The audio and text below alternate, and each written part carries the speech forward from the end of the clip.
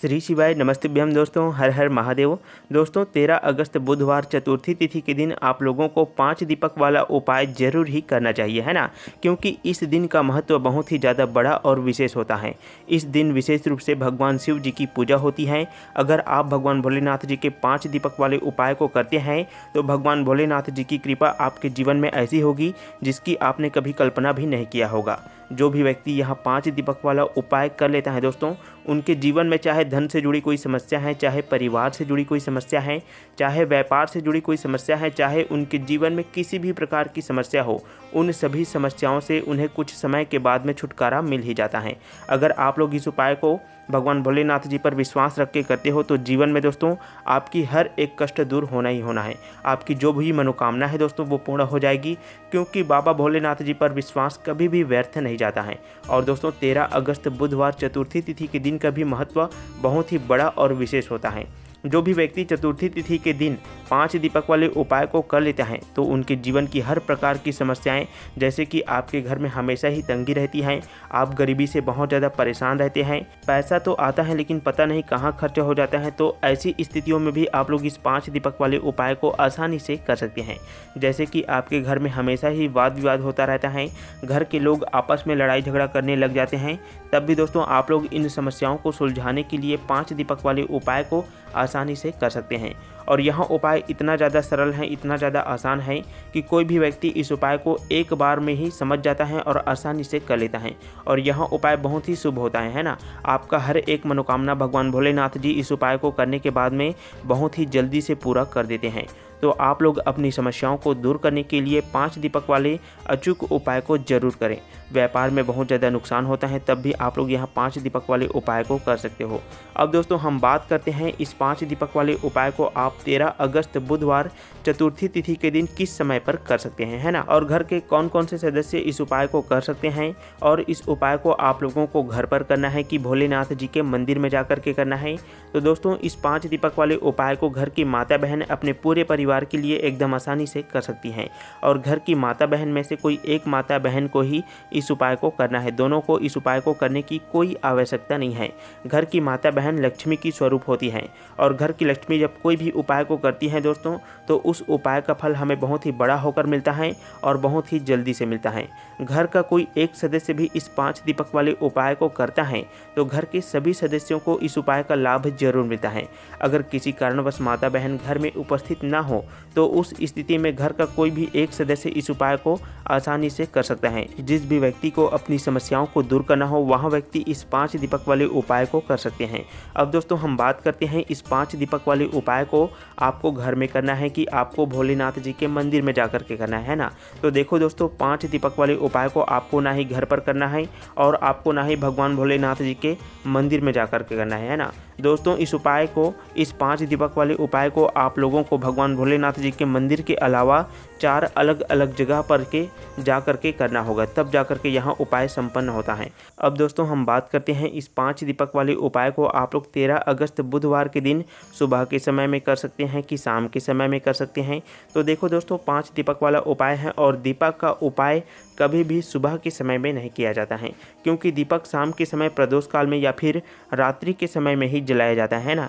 इसलिए आप लोग इस 5 दीपक वाले उपाय को शाम के समय प्रदोष काल में ही करना है आप लोग को, है ना। और प्रदोष काल का समय होता है दोस्तों 6 से 7 बजे के बीच को ही हम प्रदोष काल का समय कहते हैं। तो इस समय ही आप लोगों को 5 दीपक वाले उपाय को करना है। यदि किसी कारणवश आप लोग शाम के समय 6 से 7 बजे के बीच में इस 5 दीपक वाले उपाय को नहीं कर पाते हैं, तब आप 7 से 8 बजे तक भी 5 दीपक वाले उपाय को कर सकते हैं।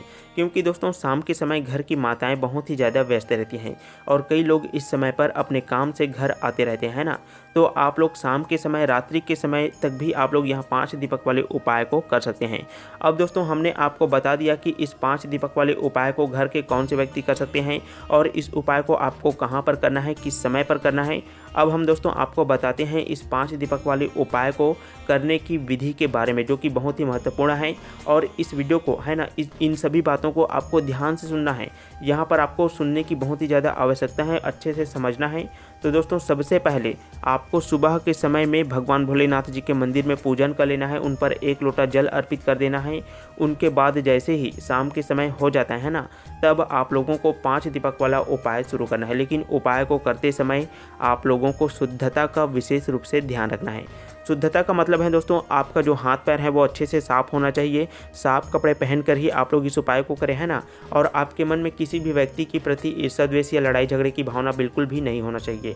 और इस 5 दीपक के उपाय के लिए आप लोगों को आटे की दीपक का ही इस्तेमाल करना है, क्योंकि दोस्तों आटे का दीपक आप लोग आसानी से अपने घर पर ही बना सकते हैं। और दोस्तों उस आटे में आपको पानी के अलावा कुछ भी चीज़ नहीं मिलाना है, क्योंकि आपको मात्र दीपक तैयार करना है। जैसे ही आप लोग दीपक तैयार कर लेते हैं तो उस दीपक के अंदर आप लोगों को गोल बत्ती लगा देना है। और दीपक के अंदर में आपको शुद्ध देसी गाय के घी का ही उपयोग करना है। इस बात का आप लोग ध्यान रखिएगा। इस प्रकार से आपको 5 दीपक को तैयार कर लेना है। और जैसे ही शाम का समय, प्रदोष काल का समय आ जाता है दोस्तों, है ना, तब उस समय पर आपको अपने आसपास के किसी भी भोलेनाथ जी के मंदिर में चले जाना है, जहां पर शिवलिंग विराजमान होता है, वहीं पर आपको जाना है ना। और उस समय पर भी आपको भगवान भोलेनाथ जी की सबसे पहले आपको दर्शन कर लेना है, पूजन कर लेना है। उसके बाद आपको अपने उपाय को शुरू करना है। अब दोस्तों आपने जो 5 दीपक रखे हुए हैं उसको आपको जिस भी जगह पर आप जाते हैं उसी जगह पर ही आपको अपने माचिस से ही उस दीपक को प्रज्वलित करना है। तो सबसे पहले नंबर के दीपक को आपको भोलेनाथ जी के मंदिर में जला लेना है ना। और पहले नंबर के दीपक को आपको शिवलिंग के पास में ही श्री शिवाय नमस्तुभ्यम मंत्र का जाप करते हुए और आपकी जो भी मनोकामना है दोस्तों उसको बोल करके रख देना है, यानी कि दीपक को आसन लगा देना है। अगर आप चाहें तो दीपक को आसन देने के लिए चावल या फिर थोड़ा से फूल भी आप जो है ले जा सकते हैं। इससे आपके जो उपाय हैं वो और भी ज़्यादा लाभकारी हो जाता है दोस्तों, है ना। इसीलिए आप लोग जब भी उपाय करते हैं, जब भी दीपक को प्रज्वलित करते हैं, तो चावल का आसन या फिर फूल का आसन जरूर लगाएं। अब दोस्तों हम बात करते हैं दूसरे नंबर के दीपक के बारे में, है ना। तो दूसरे नंबर के दीपक को आपको अपने आसपास के जहाँ पर भी बेल का पेड़ है दोस्तों, वहीं पर आपको चले जाना है। और बेल पेड़ के नीचे में ही आपको अपने दीपक को अपने ही माचिस से जला करके बेल पेड़ के नीचे में अपनी कामना करके दीपक को आसन लगा देना है ना। और बेल का पेड़ दोस्तों बड़ा होना चाहिए, छोटा वाला बेल का पेड़ नहीं होना चाहिए, है ना। तो बड़ा ही बेल पेड़ होना चाहिए, ऐसा इस बात का आप लोग ध्यान रखिएगा। और तीसरे नंबर के दीपक को आपको आंवले के पेड़ के नीचे में रखना है। दोस्तों आंवले का पेड़ जो है मिलना थोड़ा सा मुश्किल हो जाता है, लेकिन कोशिश कीजिएगा आपके आसपास जहाँ पर भी आंवले का पेड़ है तो आपको आंवले के पेड़ के नीचे में ही आपको तीसरे नंबर के दीपक को आसन लगा देना है और अपनी कामना कर देना है ना। और दोस्तों जब भी आप लोग दीपक को आसन लगाएंगे तो बाबा भोलेनाथ जी के श्री शिवाय नमस्तुभ्यम मंत्र का स्मरण भी आप लोग जरूर कीजिएगा, है ना। सबसे पहले आप लोग दीपक को आसन लगा दीजिए, उसके बाद श्री शिवाय नमस्तुभ्यम मंत्र का स्मरण कीजिए और आपकी जो भी मनोकामना है उसको आप लोग प्रार्थना करके बाबा भोलेनाथ जी से कह दीजिए, है ना। इतना सही करना है। अब दोस्तों चौथे नंबर की दीपक के बारे में बात करें तो आपको चौथे नंबर के दीपक को किसी भी नदी या तालाब या फिर कुएं के पास में, इन तीनों में से कोई भी एक जगह में चले जाना है जो भी आपके आसपास में उपलब्ध हो, है ना। वहीं पर जाने के बाद में दीपक को प्रज्वलित करना है, दीपक को आसन लगाना है, श्री शिवाय नमस्तुभ्यम मंत्र का स्मरण करना है और अपनी कामना को प्रार्थना करके शिव जी को बता देना है ना, बाबा भोलेनाथ जी को बता देना है। अब दोस्तों बात करते हैं 5वें नंबर के दीपक के बारे में, है ना। तो 5वें नंबर के दीपक को आपको अपने घर के मुख्य द्वार के राइट साइड में ही आसन लगा देना है और श्री शिवाय नमस्तुभ्यम मंत्र का स्मरण करना है, फिर से वही प्रक्रिया दोहराना है। तो इस प्रकार से दोस्तों यहाँ 5 दीपक वाला उपाय एकदम आसानी से संपन्न हो जाता है। कोई भी व्यक्ति, कोई भी माता पिता, कोई भी माताएं जो हैं इस उपाय को एकदम आसानी से कर सकती हैं। दोस्तों भगवान भोलेनाथ जी के उपाय को यदि आप सही समय पर करते हैं, सही विधि से करते हैं तो उस उपाय का फल आपको बहुत ही बड़ा होकर मिलता है। और हम आपको भगवान भोलेनाथ जी के उपाय को सही समय पर, सही तरीके से और एकदम अच्छे से समझा करके बताते ही रहते हैं।